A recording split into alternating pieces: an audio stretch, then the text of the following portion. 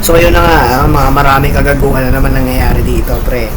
Ang gulo ng boko, pasensya na, ang aga-aga, di ba? Hindi ko ba alam na may mga kagaguhan pala. So ito, magbabasa tayo dito ng Reddit post na nandito sa Reddit. Saan pa ba? Alam naman, di ba? Okay.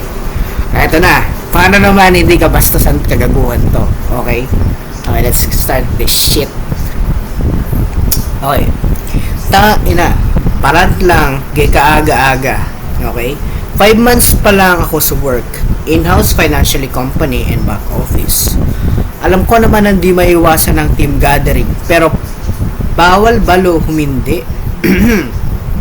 Bawal humindi First time gathering, may prior commitment ako. Pero mga 2 p.m. pa naman, edi nagsabi ako agad na hindi ako pwede.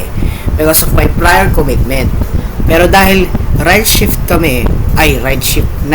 kami at nag-uwian at ang uwian ay umaga tapos ang commitment ko 2 p.m. pa naman, panay pilit sila na kahit umaga ako sumama at umuwi na lang din. Syempre ako naman si baguhan, pumayag kasi grabe yung pang gaslight nila, lalo na yung isang katim ko inanon. Okay, eto naman supervisor ko, walang palag, halatang nakasanayan na yung ganong ugali ng isa naming katim.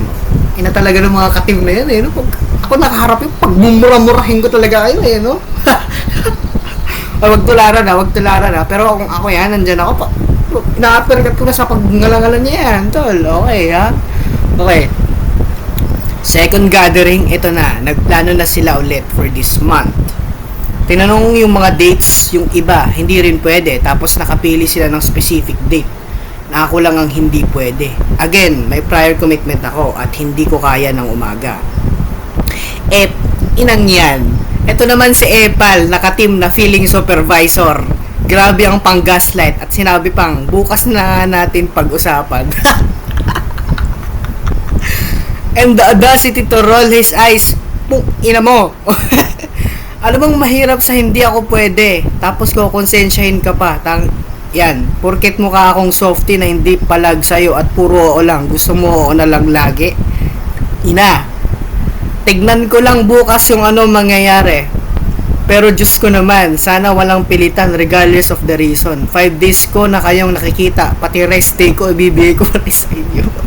Sakal na si kuya mo. Sakal na sa kagaguhan nyo. Mga buha ka ng ina nyo. Sinasagad